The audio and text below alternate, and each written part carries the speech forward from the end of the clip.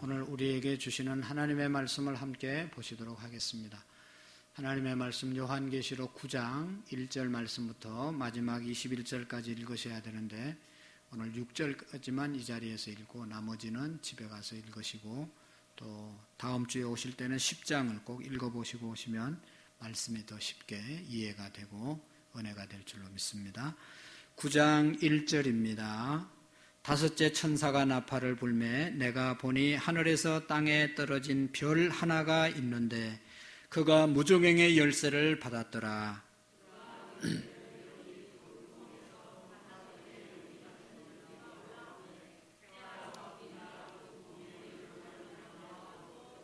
또 황충이 연기 가운데로부터 땅 위에 나오매 그들이 땅에 있는 정갈의 권세와 같은 권세를 받았더라.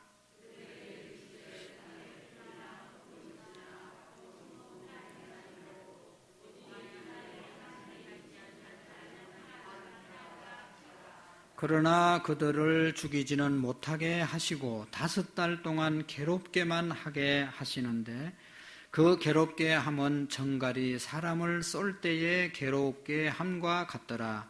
그날에 사람들이 죽기를 구하여도 죽지 못하고 죽고 싶으나 죽음이 그들을 피하리로다. 아멘. 어떤 사람이 부산을 가려고 차를 탔는데 서울 가는 기차를 탔습니다. 자기가 잘못한 것을 알고 기차 안에서 열심히 선한 일을 했습니다. 청소도 하고 노약자도 보살피고 또 먹을 것도 사람들에게 사다 주고 사람들이 그 사람의 행동을 보면서 참 착한 사람이다. 세상에 이런 사람이 어디 있을까 하고 다 칭찬을 했습니다. 그러다 시간이 지나서 기차가 서울역에 도착했습니다. 이 사람이 가야 될 곳은 부산인데 서울에 도착한 것이죠. 기차 안에서 착한 일을 많이 했습니다. 착한 일을 많이 한다고 서울 가는 기차가 부산에 가지 않죠. 부산에 가려면 부산 가는 기차로 갈아타야 부산에 갈 수 있었던 것입니다. 여러분, 착하게 살고 열심히 살고 부지런히 사는 것 대단히 중요한데 중요한 것은 방향이 더 중요하다는 사실을 우리가 기억해야 합니다. 방향이 잘못된 방향으로 가고 있지 않는가? 우리의 모든 삶이 지금 어느 방향으로 달려가고 있는가? 이것을 우리가 생각하고 살아야 될 줄로 믿습니다. 여러분, 회개라고 하는 것은 방향을 전환하는 것입니다. 방향을 바꾸는 것이 회개입니다. 그동안 내가 잘못된 길을 갔으면 잘된 길로 방향을 돌리는 것이 회개입니다. 내가 세상의 길로 갔었다면 이제는 하나님의 길로 방향을 돌리는 것이 진정한 회개인 것입니다. 요한계시록을 우리에게 주신 이유는 이 요한계시록은 환상적인 얘기들, 환상을 본 것 얘기, 또 이 상징적인 것들로 이렇게 기록이 되어져 있기 때문에 이해하기도 좀 힘들고 또 오늘 성경에도 보면 좀 공포감이 우리에게 줄 수 있는 그런 말씀의 내용들이 많이 있습니다. 그러나 이 요한계시록을 우리에게 준 것은 이단들은 이것을 인용해서 우리를 불안하게 만들고 현혹하게 만들고 그래서 자기들 이제 교세를 확장하기 위해서 사람들을 이용하는 그런 도구로 요한계시록을 사용할지 모르지만 요한계시록을 하나님이 우리에게 주신 이유는 결코 이 말씀을 읽으면서 우리를 두려워하게 만든다든지 우리를 공포감을 조성하게 한다든지 또 막 이렇게 종말론을 막 강조해가지고 사람들을 불안하게 만들려고 이 성경을 주신 것이 아닙니다. 요한계시록도 다른 모든 성경과 똑같은 목적을 가지고 우리에게 주셨습니다. 여러분, 사도 바울이 디모데후서 3장 16절에 보면 모든 성경은 하나님의 감동으로 된 것으로 교훈과 책망과 바르게 함과 의로 교육하기 유익한 책이고 하나님의 사람으로 온전하게 세우기 위해서 이 말씀을 주셨다고 말씀하고 있습니다. 그런 거로 요한계시록을 읽으면서도 우리가 불안해하거나 두려워하거나 어떤 공포심을 갖는 것이 아니라 하나님의 사람으로 온전하게 하고 특별히 오늘 본문의 말씀 이제 계속해서 지난 8장에서부터 7인 재앙 통해서 사람의 4분의 1이 죽어갔습니다. 이제 지금 7 나팔 재앙을 우리가 생각하는 중에 지난주에 4 나팔 재앙까지 보았는데 오늘 5번째, 6번째 재앙이 어떤 재앙인지를 보여주고 있습니다. 이런 재앙을 보여주면서 두려워하거나 또 뭐 어떻게 막 사람들이 붕 떠 있는 그런 생활을 하기 위해서 주신 것이 아니라 이 말씀을 통해서 정말로 하나님이 우리를 사랑하고 있고, 오늘 본문의 말씀은 특별히 주제가 한 사람이라도 더 구원받고 더 회개해서 구원받고 하나님께 돌아오라고 주시는 말씀입니다. 그러니까 우리가 말씀을 읽으면서 불안해한다든지 그건 성경을 잘못 읽는 겁니다. 성경 속에서 하나님이 얼마나 우리를 사랑하고 나를 구원하려고 하는 그 사랑을 우리가 발견하는 것이 성경을 제대로 보는 것입니다. 그래서 오늘 성경 9장의 말씀에도 보면 5번째 재앙, 6번째 재앙이 일어나는데, 이 5번째 재앙을 한번 먼저 살펴보면 9장 1절의 말씀에 보면 나팔을, 이제 1절에 보면 5째 천사가 나팔을 불매 내가 보니 하늘에서 땅에 떨어진 별 하나가 있는데 그가 무저갱의 열쇠를 받았더라 말씀하고 있죠. 하늘에서 뭐가 떨어졌어요? 별이 하나 떨어졌는데 그 별의 이름은 11절에 나와 있습니다. 한번 11절을 볼까요? 다 같이. 그들에게 왕이 있으니 무저갱의 사자라. 히브리어로는 그 이름을 아바돈이요 헬라어로는 그 이름을 아루루온이라 더라. 이런 하늘의 별이 떨어졌습니다. 그래서 많은 사람들이 하늘에서 떨어진 이 별이 어떤 별인가, 이름은 여기 나와 있지만 곧 한마디로 말하면 사탄, 악령이라고 해석을 했습니다. 사탄은, 그리고 여기 이제 히브리어로는 아바돈, 헬라어로는 아볼루온, 이 말의 뜻은 멸망자라고 하는 뜻입니다. 멸망자. 이 땅에 와서 모든 것을 멸망케 하는 그런 존재. 이것이 바로 하늘에서 떨어진 별입니다. 하늘에서 한 별이 떨어져서 5번째 재앙은 하늘에서 떨어진 한 별이 이 사탄이 멸망시키러 다닌다는 것입니다. 여러분, 잘 되던 사업이 왜 공연히 망하겠어요? 행복했던 가정이 왜 한순간에 깨지고 망합니까? 잘 되던 교회가, 은혜롭던 교회가 왜 어려움을 당합니까? 파괴되고 분열되고 합니까? 사탄의 역사가 있으면 이 악령이 역사하면 그렇게 된다는 것이죠. 하나님의 영, 성령은 살리는 역사이고 이렇게 세우는 그런 영이지만 이 악령은 멸망의 영인 것입니다.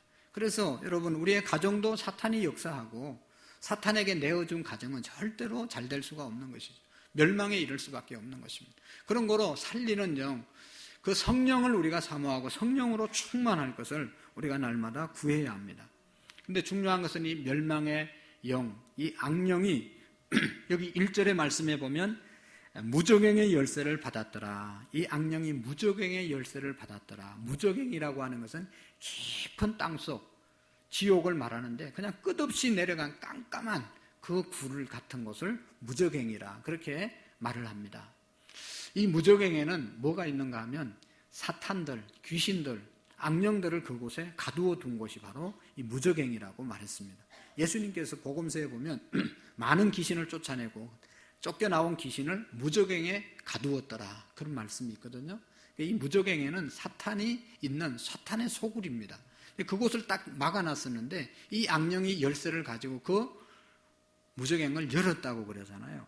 그러니까 연이 2절의 말씀에 보면 그가 무저갱을 여니 그 구멍에서 큰 화덕 연기 같은 연기가 올라오매 해와 공기가 그 구멍의 연기로 말미암아 어두워지며 또 황충이 연기 가운데로부터 땅 위에 나오매 그들이 땅에 있는 전갈의 권세와 같이 권세를 받았더라 라고 말씀하고 있습니다.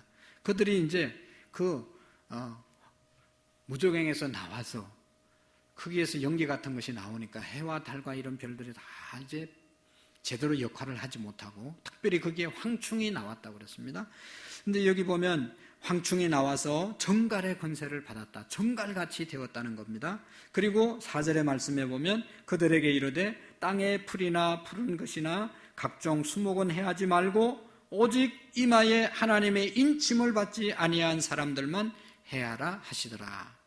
황충에게 명령을 내렸는데 이 땅의 모든 것들은 가만히 두고 해칠 것은 뭐라고 그랬어요? 하나님의 인을 이마에 받지 못한 자를 해치라. 해치되 이제 그 뒤에 보면 5달 동안만 해치고 죽지 않게 해치라. 죽을 만큼 해치라고 그렇게 말씀하고 있는 것입니다. 그날에 사람들이 죽기를 구하여도 죽지 못하고 죽고 싶으나 죽음이 그들을 피하리라. 그러니까 황충들이 하나님의 인을 맞지 않은 사람들을 괴롭히는데 죽지 않을 만큼 계속 괴롭히라는 것이죠. 그리고 5달 동안 하라. 그런 말씀을 합니다. 여러분, 황충이 전갈의 권세를 받았더라. 황충이 물면 전갈에 물린 것처럼 아픔을 느꼈더라. 그런 얘기거든요. 여러분, 그 당시 로마 군인들은 세계를 지배하는 그런 나라, 강한 군대였잖아요. 이 사람들을 훈련하는데 그냥 엄청난 고된 훈련을 하고 막 매도 수없이 때리고 막 뼈를 부러뜨리는 그런 훈련도 했다고 합니다. 뼈가 부러져도 별로 고통이 느껴지지 않을 정도로 강한 훈련을 시켰다는 것. 그런 강한 군인들이, 로마 군인들이 전쟁에 나가서 전갈에 물리면요, 뼈가 부러지고 그동안 훈련받으면서 힘들었던 그런 힘듦과 비교할 정도가 되지 않는 그런 아픔을 전갈에게 물리면 느꼈다는 것입니다. 그러니까 죽고 싶은데 죽지 않는 그런 고통, 이런 고통을 느끼는 그런 고통이 바로 전갈에 물린 사람의 고통입니다. 여기 보면 죽여달라고 해도 죽지 않고 5달 동안만 고통을 주리라 말씀하고 있습니다. 그런데 이 황충들이 말이죠, 황충들의 모양을 그 뒷절에 쭉 7절 이하에 쭉 말씀하는데, 거기 7절의 말씀에 보면 황충들의 모양은 전쟁을 위하여 준비한 말들 같고, 황충들의 모양은 전쟁을 준비한 말들 같다. 전쟁을 준비한 말들을 한번 상상해 보시기를 바랍니다. 전쟁 나가려고 말들을 정비시키고 다 준비하고 있는 이 말들, 이처럼 전갈은 다 준비하고 있는 겁니다. 왜 준비하고 있습니까? 나가서 하나님의 인을 받지 않는 사람들을 물려고, 괴롭히려고 다 준비하고 있는 겁니다. 그래서 나가서 그냥 하나님의 인이 없는, 성령이 마음속에 없는 사람들을 괴롭히되 죽지 못할, 죽을 만큼 괴롭히는데 죽지는 않도록 그렇게 괴롭힌다는 것입니다. 여러분, 이 재앙 얼마나 무섭습니까? 하나님의 인을 받지 않는 사람들이 받을 재앙을 말하는 것입니다. 다른 말로 말하면 예수님을 믿지 않고 사는 사람, 마음속에 성령이 없는 사람은 언젠가 하나님께서 보낸 이 악령들로 인해서 엄청난 고통을 당할 것이다. 차라리 죽는 게 낫지라고 죽여달라고 해도 죽지 않는 그런 고통을 당하는 때가 있다는 것입니다. 예수님 안 믿고 산 것을 철저하게 후회할 날이 있다는 것입니다. 예수님 안 믿고 사는 것, 그것이 고통이 너무 커서 이렇게 사니 차라리 죽자, 그래도 죽지 않는 끔찍한 고통이 계속되는 그것을 말하는 것입니다. 그런데 우리가 또 한 가지, 이 사탄이, 악령이 하는 일이 이렇게 이마에 입맞지 않는 사람들을 괴롭히고 죽음의 고통을 주는데 죽지 않는 그런 일을 행하는데, 또 한편으로는 그러면 하나님의 인을 받은 사람들은 가만히 두냐, 사탄이?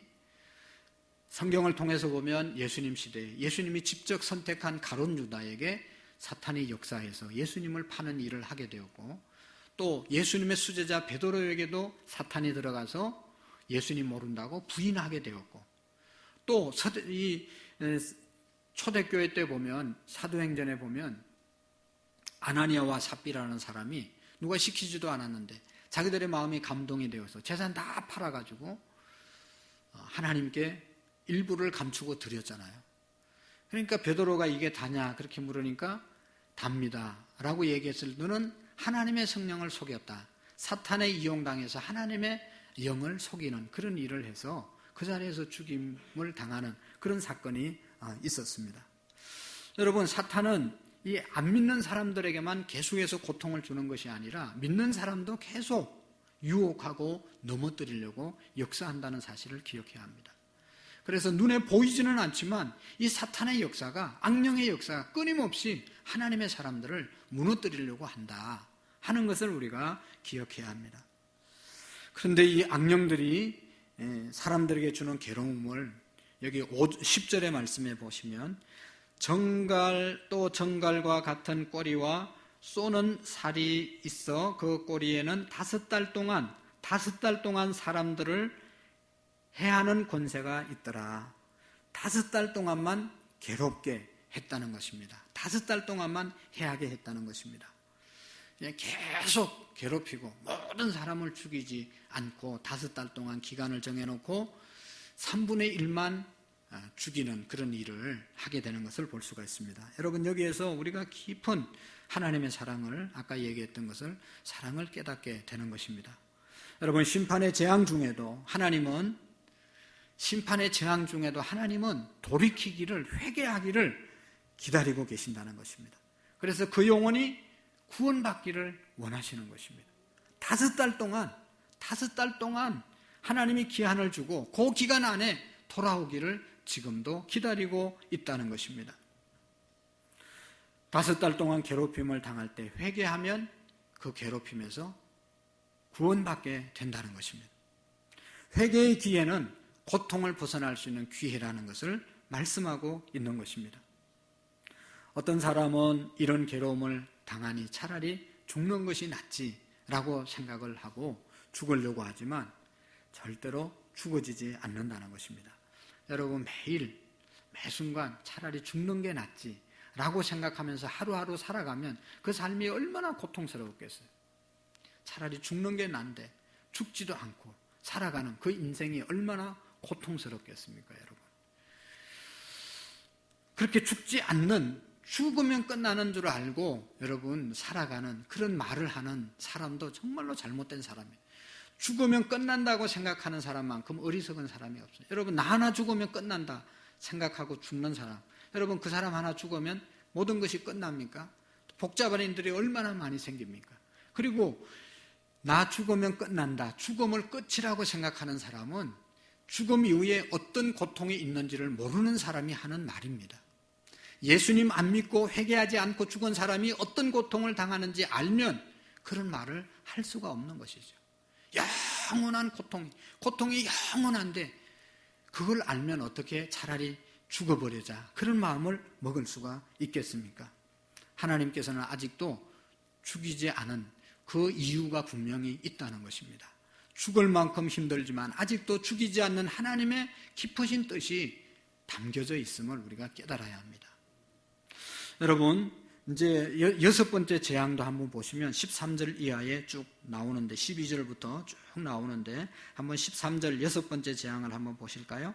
6째, 천사가 나팔을 불매 내가 들으니 하나님 앞 금제단 네 뿔에서 한 음성이 나서 나팔을 가진 6째 천사가 말하기를 큰 강 유브레에 결박한 네 천사를 놓아 주라 하매 네 천사가 놓였으니 그들은 그 년 월 일시에 이르러 사람 3분의 1을 죽이기로 준비된 자들이었더라. 아멘. 이 기마병들이 있는데, 기마대가 있는데 이 사람들이 이 땅의 사람들 3분의 1을 죽이는 일을 하게 되었습니다.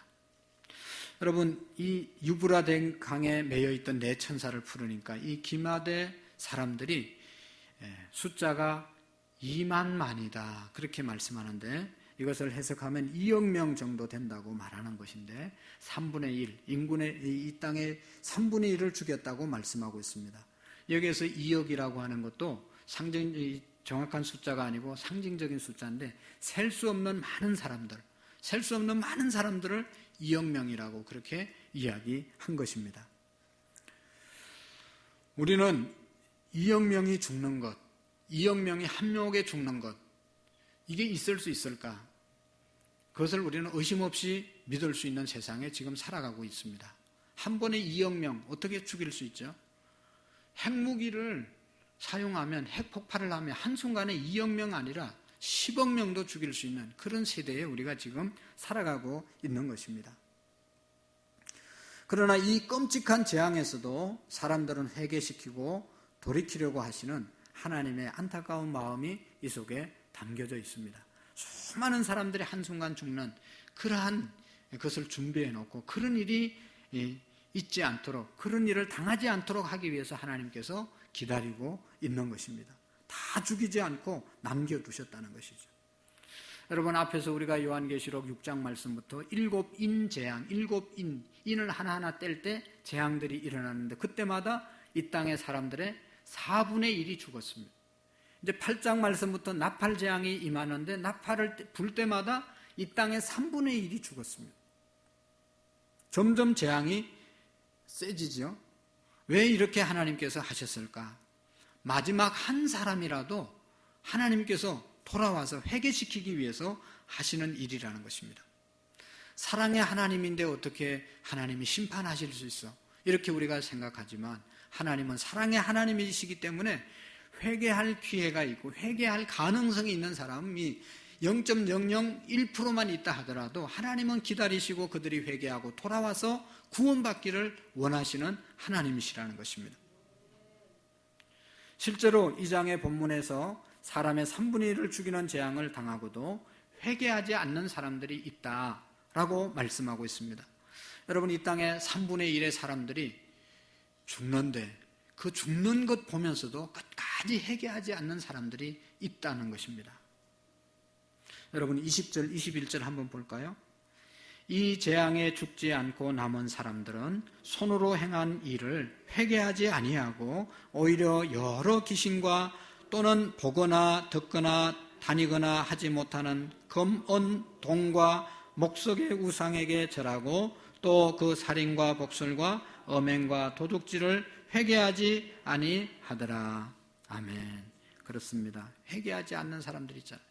그렇게 많은 사람들이 죽고 그렇게 여러 가지 이 땅에 재앙이 있어서 3분의 1, 4분의 1이 재앙 때문에 죽어가고 있는데 아직도 회개하지 않는 사람들이 있다는 것입니다. 여러분, 우리가 무서워해야 할 것은 재앙이 무서운 것이 아니라 이 회개하지 않는 마음이 무섭다는 것을 우리가 깨달아야 합니다. 무슨 말씀을 들어도 회개하지 않는 마음, 회개의 영이 임하지 않는 것이 가장 두렵고 불쌍한 사람인 것입니다. 여러분, 죄를 짓고도 내가 무슨 죄를 짓고 살아가는지 모르는 사람들, 이건 정말로 보통 문제가 아닙니다. 내가 무슨 죄를 짓고 사는지 아십니까? 무슨 죄를 짓고 사는지도 모른다고 하는 말을 들으면서 기분 나쁘지 않습니까? 다 알지요. 내가 죄를 안 지을 수 없지만 죄를 짓고 살지만 내가 뭔 죄를 짓는지는 내가 알고 살아갑니다. 그렇게 자신 있게 말하는 사람들이 있어요. 근데 여러분, 다시 한번 생각해 보세요. 지금까지 살아오면서, 아니 이번 추석 연휴 기간 동안도 여러분 우리가 어떤 죄를 짓고 지나왔는지 아십니까? 남편이 아내에게 어떤 죄를 지었는지 아세요? 아무 죄도 안 지었는데, 아무 잘못도 안 했는데, 근데 아내는 절반 죽어가고 있어요. 아내들은 남편에게 어떤 죄를 지었는지 알고 살아갑니까? 아내가 한 말 때문에 상처받아서 그냥 죽네 사내하는 남자들이 얼마나 많은데, 나는 아무 잘못이 없다고 자기가 지은 죄를 모르니까 그런 거예요. 여러분, 부모님들이 자식들에게 어떤 죄를 짓고 살아가는지 아십니까? 자녀들은 은혜 받고 무슨 가정을 위해서 편지 써라, 가정을 위해서 기도 제목 써라 하면 뭐라고 쓰는지 아세요? 우리 가정 제발 좀 화목하게 해달라고, 엄마 아빠 제발 안 싸우게 해달라고, 이런 기도의 제목을 내는 애들이 수두룩해요. 교회 다니는 부모님들, 자녀들도. 여러분, 자식에게 내가 뭔 부모로서 뭔 잘못을 하고 사는지, 또 자식은 부모에게 무슨 잘못을 하고 사는지 모르고 살아가는 것이 문제입니다.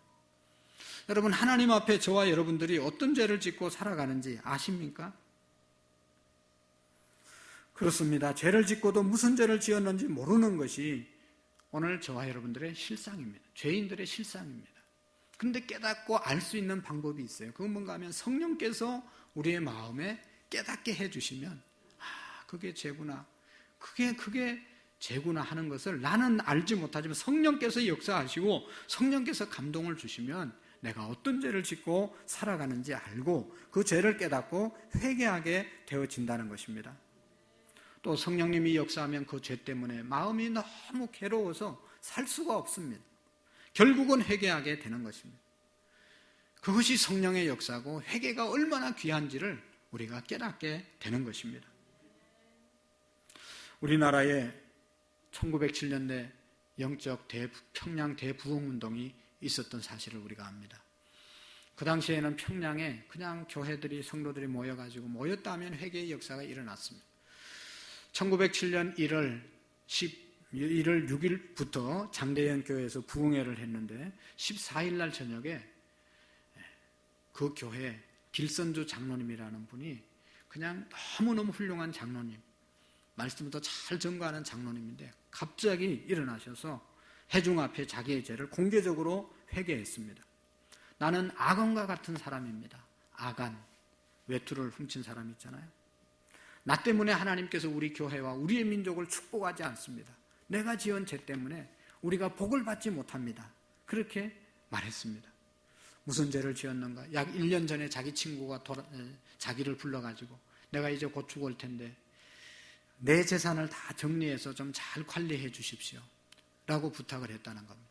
그러니까 길 장로님이 걱정하지 말게 내가 잘 도와주며 라고 대답을 했는데, 약속을 했는데 재산을 다 정리하고 난 다음에 이 부인이 셈이 흐려서 이 장로님에게 부탁을 했는데 그 부탁을 받고 미화 $100를 자기가 취했다는 겁니다.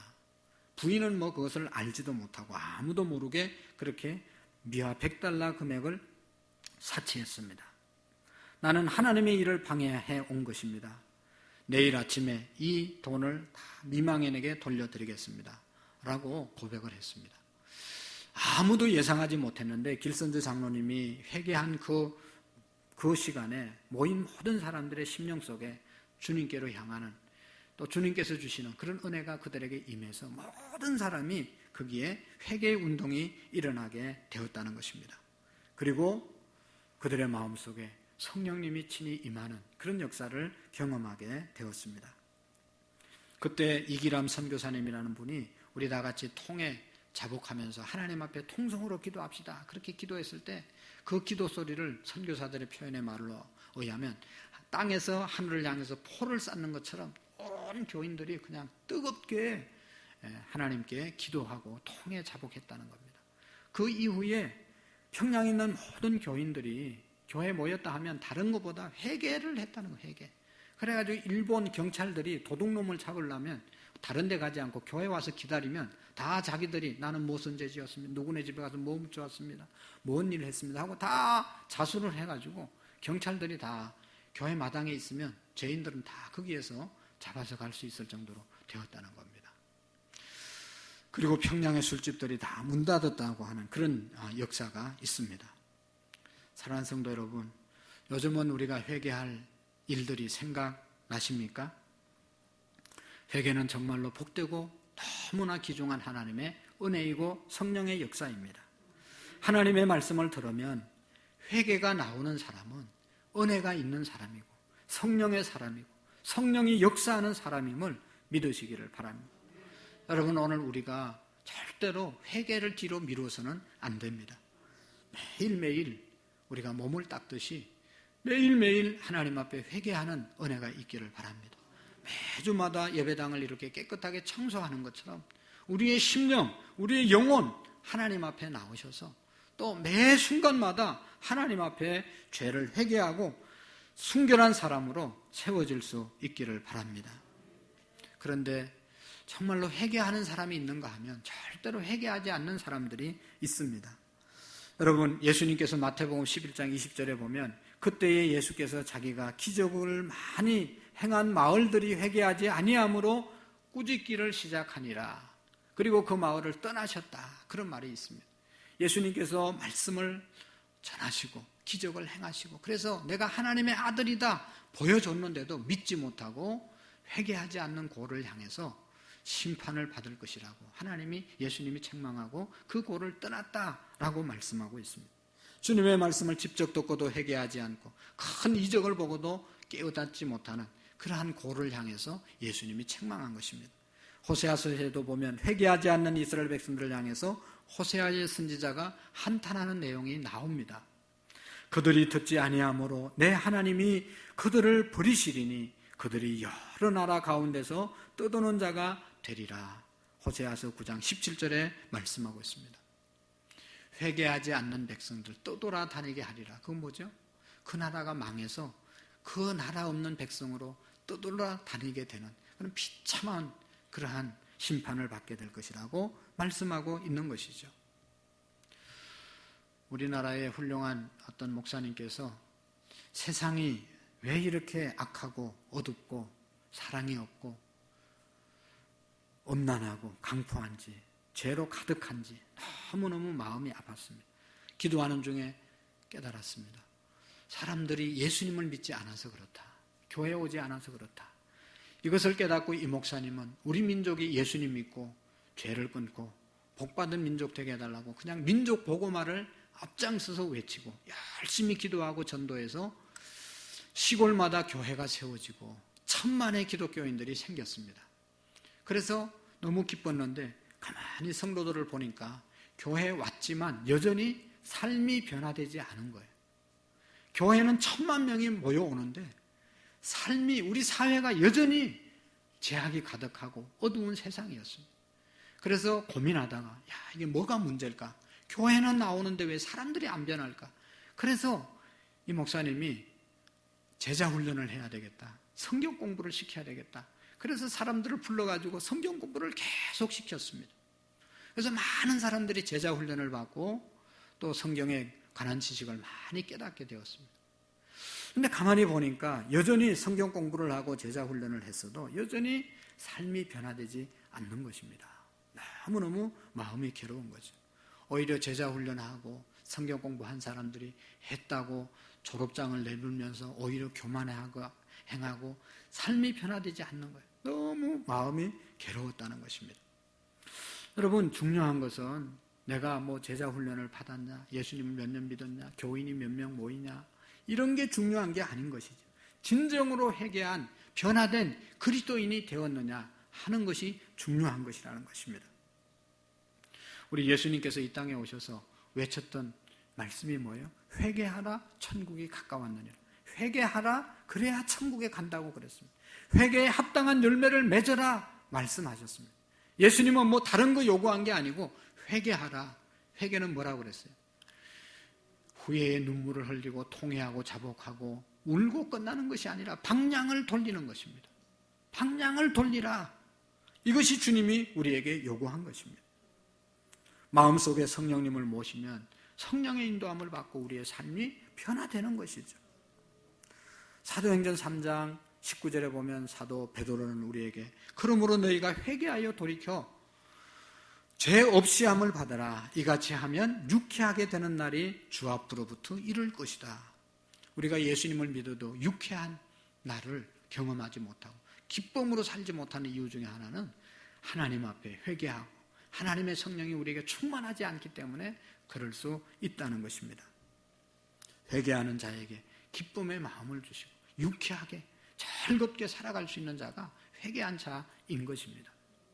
사도 요한은 요한일서 8장 9절에 만일 우리가 죄 없다 하면 스스로 속이고 또 진리가 우리 속에 있지 아니할 것이요 만일 우리가 우리의 죄를 자백하면 저는 미쁘시고 의로우사 우리를 모든 불의에서 깨끗게 해주신다고 그랬습니다. 여러분, 죄 없는 사람이 있습니까? 그 사람은 스스로 속이는 자라고 그랬잖아요. 여러분, 우리가 예수 그리스도를 믿었어도 거듭났어도 인간이기 때문에 또 육신의 정욕을 가진 자들이기 때문에 육신을 갖고 있는 한 또 죄에 넘어질 수 있습니다. 중요한 것은 하나님 앞에 고백하면 자백하면 저는 미쁘시고 의로우사 모든 불의에서 우리를 다시 깨끗게 해주신다고 말씀하고 있습니다. 죄 짓는 것 지어야 짓지 않아야 되지만 더 중요한 것은 죄를 짓고 죄에 넘어졌어도 다시 하나님 앞에 나와 하나님의 은혜와 긍휼을 기다리는 회개하는 마음이 더욱 중요하다는 것입니다. 우리 하나님은 어떤 죄보다 우리가 범한 어떤 죄보다 하나님의 용서가 크다는 사실을 우리 모두가 기억할 수 있기를 바랍니다. 자백하면 저는 미쁘시고 의로우사 우리 모든 불의에서 우리를 깨끗게 해주시는 주님을 믿으시기를 바랍니다. 회개의 삶을 통해서 주님의 인도하심을 받고 살아갈 수 있는 것입니다. 인도의 어떤 한 청년이 눈병이 아주 심해가지고 눈이 너무너무 아파가지고 병원에 갔습니다.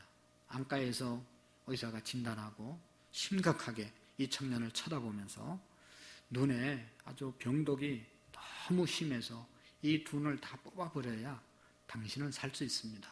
당장에 내일 이 수술을 해야 됩니다. 그런 얘기를 했다는 거예요. 얼마나 여러분 절망적이에요.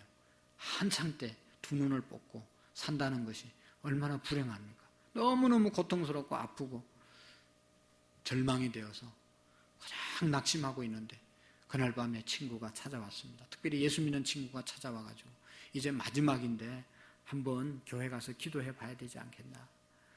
간청해서 이제 뭐 마지막인데 못 들어줄 일이 뭐 있겠어요. 안 해볼 일이 뭐가 있겠어요. 교회 가가지고 하나님께 기도하려고 하니까 너무 면목이 안 서는 거예요. 그동안 친구가 그렇게 교회 가자고 그래도 듣지도 않다가 이제 자기 두 눈 뽑힐 시간이 되니까 기도한다는 자체가 너무 하나님께 죄송하고 너무 양심에 갇히게 되어서 그것부터 하나님 죄송합니다. 하나님 잘못했습니다. 회개를 하다 보니까 엄청난 회개를 하게 되어서 자기도 모르는 사이에 엄청난 회개를 하면서 눈물을 얼마나 흘렸는지 눈이 떠여지지 않을 정도로 눈이 부었습니다. 마음은 너무너무 깨어나고 후련했습니다. 그리고 다음날 병원에 가서 수술하기 전에 다시 검사를 했는데 깨끗하게 나았다는 겁니다. 너무 눈물을 많이 흘려서 그 모든 독이 다 빠졌다는 겁니다. 여러분 정말로 오늘날 우리가 살 수 있는 길이 뭘까? 우리의 죄의 독이 빠질 수 있는 게 뭘까? 통회의 눈물의 기도, 그것입니다. 여러분 왜 기도가 응답되지 않을까요? 물론 하나님의 뜻에 합당하지 않아서 응답되지 않지만 하나님의 뜻을 구하지 않는 기도였기 때문에 그렇기도 하지만 눈물이 없는 겁니다. 사랑하는 성도 여러분, 정말로 이 땅에 우리가 아직도 남아있는 것은 온전한 회개를 통해서 하나님의 구원의 사람으로 세우기 위한 하나님의 사랑이 있음을 우리가 깨달으시기를 바랍니다. 그래서 어떤 상황 속에서도 회개함으로 주의 안에 거하는 저와 여러분들이 될 수 있기를 축복합니다. 하나님 아버지 감사합니다. 하나님 이 땅 가운데 많은 재앙들이 있는데 재앙 가운데서도 남겨준 우리들의 삶의 의미를 깨닫게 해주시고 아직도 살아남아 있는 것은 회개하고 하나님의 나라에 갈 수 있는 길을 열어주기 위해서 우리를 남겨두셨다고 했습니다. 하나님 우리 모두가 매 순간순간마다 예수 그리스도의 보혈을 의지하고 회개하는 삶을 살아갈 수 있도록 복을 내리워 주옵소서. 그래서 우리 모두가 하나님의 성령 안에 거할 수 있도록 도와주시옵소서. 예수님의 이름으로 기도하옵나이다. 아멘.